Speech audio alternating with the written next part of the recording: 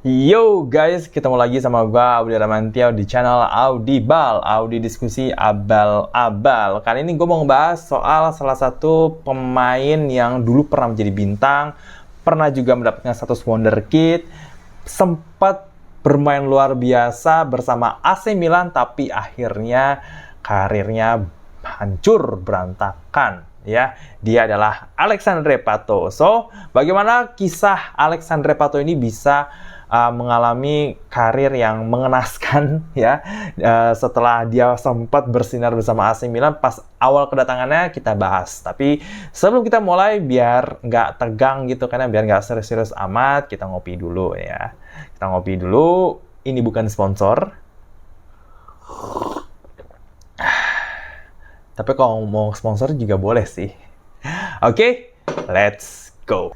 Oke, jadi Alexandre Pato ya, kalau penggemar sepak bola akhir 2000-an dan awal 2010-an pasti tahu pemain ini ya. Jadi Alexandre Pato ini dulu pernah main di AC Milan, dia hadir sebagai wonderkid.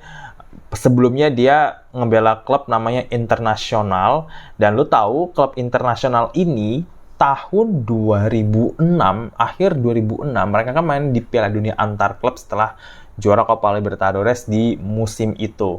Lawannya Barcelona di final. Ya, Barcelona yang diperkuat sama Messi, Ronaldinho, Eto'o, Xavi Iniesta, Deco, Puyol, bintang semualah.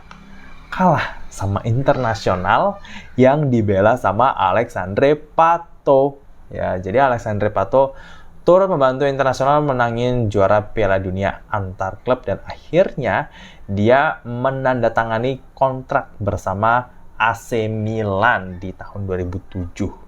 Nah, waktu itu si Pato ini masih 17 tahun dan disebut-sebut sebagai salah satu wonderkid Brazil yang cukup menjanjikan karena dia punya skill olah bola, dia punya kecepatan, dia punya killer insting, dia bisa main melebar ke kiri, ke kanan. Pokoknya ini pemain komplit lah. Dan gue juga setuju ya kalau Pato itu salah satu pemain yang cukup komplit pada saat itu, karena dia juga punya kemampuan kaki kiri kanan yang bagus itu loh. Jadi dia nggak terpaku pada satu kemampuan kaki aja ya. Jadi dia bisa nyerang dari kiri, bisa nyerang dari kanan, punya speed juga. Pokoknya top lah Pato. Ini salah satu pemain favorit gue loh kalau di Winning Eleven atau di Pro Evolution Soccer ya. Wah, pakai Pato tuh enak banget loh. Lebih enak pakai Pato bahkan daripada Neymar. Oke, lanjut. Jadi Pato itu akhirnya gabung ke AC Milan ya di tahun 2007. Kemudian di situ dia satu tim sama seniornya yang udah jadi legend ya. Ada Ronaldo Nazario, ya waktu itu dia masih baru pindahkan dari Real Madrid. Kakak, Ricardo Kakak yang lagi top-topnya banget abis menang Ballon d'Or. Terus ada Ronaldinho juga yang datang di musim panas 2008. Wah, pokoknya ini anak ini banget lah ya, mewujudkan mimpi semua anak-anak Brazil bisa satu tim sama idola mereka. Main di AC Milan juga, wow, luar biasa ya. Dan Pato ini bisa membuktikan kemampuannya di atas lapangan loh ya.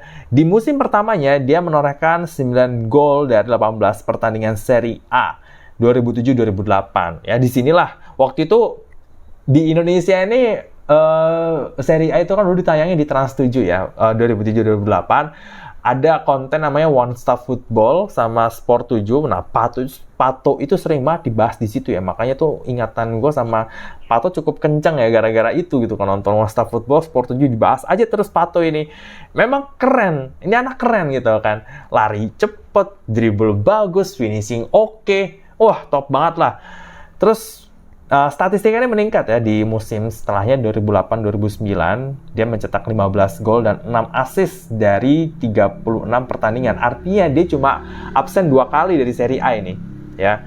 Dan puncaknya ini Pato berhasil mempersembahkan gelar juara Serie A Italia 2010-2011 dengan catatan 14 gol dan 4 assist dari 25 pertandingan. Nah, di musim yang ini itu Milan kedatangan banyak banget penyerang hebat ya. Ada Zlatan Ibrahimovic, Antonio Cassano, Robinho, dan di situ masih ada si Pato. Dan Pato kenapa cuma main 25 pertandingan? Karena dia mengalami cedera nih di pertengahan musim.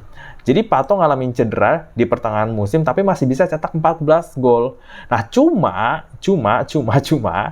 cedera di 2010-2011 itulah yang membuat karirnya anjlok ya. Nah, jadi gua waktu nulis Pato di IDN Times ya, kalau linknya ada di kolom komentar dan juga deskripsi.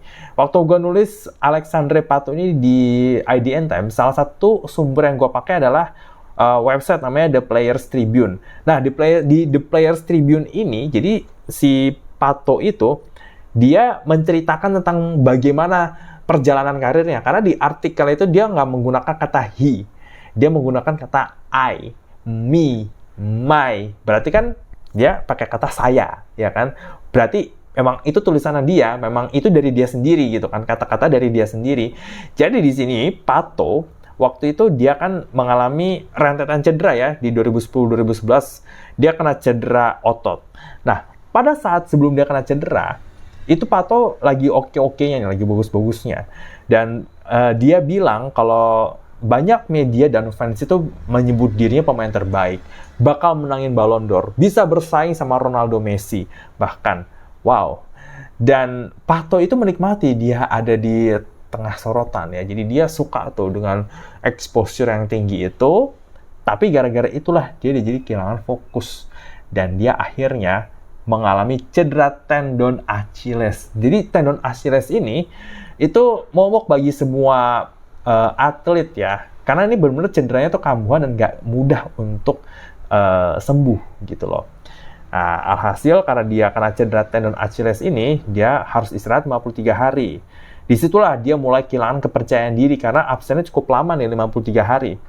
Nah, karena dia ngerasa nggak percaya diri, dan dia takut gitu loh, dia overthinking gitu. Dia sendiri yang ngomong loh ya, ini bukan gue yang ngomong, ini dia sendiri yang ngomong di Players Tribune.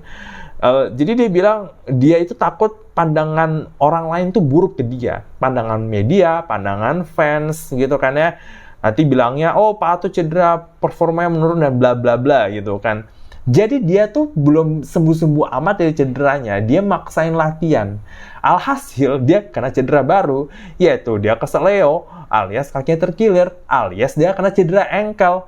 Dan dia bilang, itu bengkak di kaki gue tuh udah kayak bola pingpong. Artinya kan begede loh ya gitu kan, maksudnya dia gede banget itu, bengkaknya tuh memang nyeri gitu kan. Siapapun yang pernah kena cedera ankle dan dia bengkak gitu kan, pasti tahu banget rasanya kayak gimana gitu.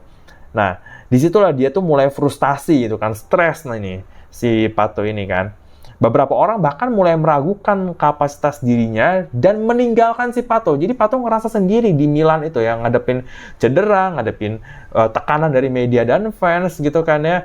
Karena AC Milan itu pada saat itu kan juga agak goyah lini depannya kan. Bukan cuma dia doang yang cedera kan. Maksudnya Cassano juga cedera, Ibrahimovic juga berapa kali cedera gitu kan. Dan Pato yang seharusnya menjadi pemain muda yang step up malah cedera lama gitu kan. Jadi tekanannya tinggi banget gitu. Dan dia tuh nggak tahu harus berbuat apa, dia juga nggak paham. Jadi Pato ini nggak paham pentingnya diet bagi atlet untuk menghindari cedera kambuhan. Jadi gue mungkin nggak paham-paham amat ya sama sport science atau kayak sport fisiologi, tapi setahu gue nih, pemain yang dia nggak menjaga gaya hidupnya, makannya sembarangan, tidur nggak bener, terus jadi nggak disiplin lah gitu kan, itu lebih mudah cedera. Dan cederanya kena tuh biasanya tuh otot. Sesuatu yang berhubungan dengan otot, bukan tulang ya. Otot yang kena. Kenapa gitu kan ya? Karena itu komplikasi dari ketidakdisiplinan mereka dalam menjaga gaya hidup. Dan itu tidak dipahami Pato. Yang Pato tahu ya, kata dia nih di Players Tribune tadi, dia cuma tahu ya gue harus main bagus di atas lapangan, gue main bola, gue main bagus, gue cetak gol, udah itu selesai. Itu doang yang dia pikirin. Dia nggak ngerti soal pentingnya diet, menjaga gaya hidup dan lain sebagainya gitu kan. Alhasil cederanya itu kambuhan terus gitu kan. Dia sembuh main cedera, sembuh main cedera, udah kayak gitu aja itu. Pada saat itu 2010, 11, 12 itu yang gue denger berita tentang Pato adalah cedera gitu loh. Jadi memang dia nggak bisa tampil maksimal. Dan lu tahu kan ya, kalau pemain udah terlalu sering cedera, udah kena banyak banget damage kayak begitu, kemampuannya juga pasti menurun karena kepercayaan dirinya pun juga ikutan menurun. Dan tekanan dari luar itu tetap ada tekanan dari manajemen, tekanan dari media, tekanan dari fans juga, tekanan dari fans lawan pastinya gitu kan. Ya itu besar banget itu, dan itu tidak bisa dihadapi dengan baik oleh Pato gitu kan. Gitu. Jadi dia mengalami rentetan cedera yang berhubungan sama otot ya, otot betis, paha, ya kan. Jadi karirnya itu merosot tajam gitu kan ya. Dan dia sempat balik, akhirnya dilepas sama AC Milan, dia balik ke Brazil sama Sao Paulo, sempat balik lagi ke Eropa. Tahu nggak ngebela klub mana? Chelsea loh. Bisa gitu ya, Chelsea ngambil Pato yang karirnya udah menurun banget tuh kan. Dia cuma cetak 1 gol loh di Chelsea. Dan akhirnya dia ke Villarreal. Villarreal juga nggak begitu berhasil. Akhirnya dia gonta-ganti klub tuh di Brazil tuh kan ya. Oh ya, sempat ke Cina juga ya, ke Tianjin Tianhai, terus ke Orlando City, balik ke Brazil, dan akhirnya sekarang dia pengangguran. Dia belum pensiun, Alexandre Pato belum pensiun. Dia masih tercatat pemain sepak bola aktif tapi tidak punya klub. Jadi inilah kisah karir Pato.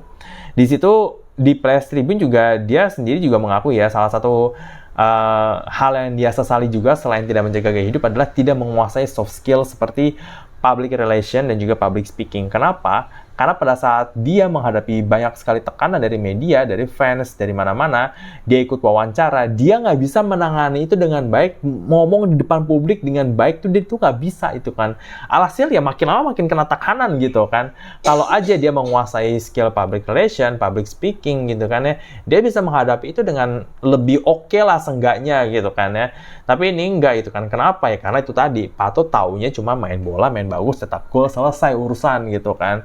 Nggak peduli soal soft skill, nggak peduli soal dia tuh apa gitu. Jadi seperti itu ya. Ini bisa menjadi pelajaran untuk pemain-pemain sepak bola lain, atau mungkin pelajaran untuk kita sendiri ya dalam karir, bahwa menguasai soft skill itu penting sekali, terutama public speaking, karena public speaking adalah sesuatu yang tidak bisa digantikan oleh robot, dan itu memang harus bisa lo kuasai di semua bidang tanpa terkecuali, termasuk pemain sepak bola, karena pemain sepak bola akan berhadapan dengan media, apalagi sekarang kalau di Indonesia nih ya, pemain bola udah dipanggil buat jadi tamu di podcast gitu kan. Ingat, sekarang aja salah ngomong dikit aja udah kena kasus ya. Dan itu akan mempengaruhi mental pemain pas di atas lapangan, bisa terganggu tuh fokusnya gitu kan. Ya maka dari itu soft skill tuh penting, kemudian diet ya. Lihat Cristiano Ronaldo, meskipun dia nggak tajam lagi ya, nggak kayak dulu, seenggaknya fisiknya tuh masih prima untuk main 120 menit di Euro dalam 2 pertandingan. 39 tahun. Ya. Karena dia dietnya ketat, dan dia sangat disiplin, dan dia sangat komitmen, sangat profesional terhadap profesinya sebagai pesepak bola gitu kan. Dan itu tidak dilakukan sama Alexandre Pato, yang menyebabkan dia kena rentetan cedera otot, mau di paha, mau di betis, semuanya kena gitu. Seperti itu ya, kejatuhan dari karir Alexandre Pato. Kalau lu suka video ini, silahkan like video ini, kemudian tulis di kolom komentar ya kenangan lo, mungkin memori lo tentang Alexandre Pato, atau mungkin ada pemain-pemain lain lagi yang bisa kita bahas yang karirnya hancur gitu. Dan juga share video ini ke teman-teman lo, ke media sosial, ke grup WhatsApp, grup Telegram, semuanya kirim ya, share. Kita diskusi bareng tentang sepak bola, dan coba untuk subscribe channel Audible biar kita bisa ngobrol lebih baik lagi soal sepak bola. So, gue Audi Ramantio, kita ketemu lagi di video selanjutnya, dan bye!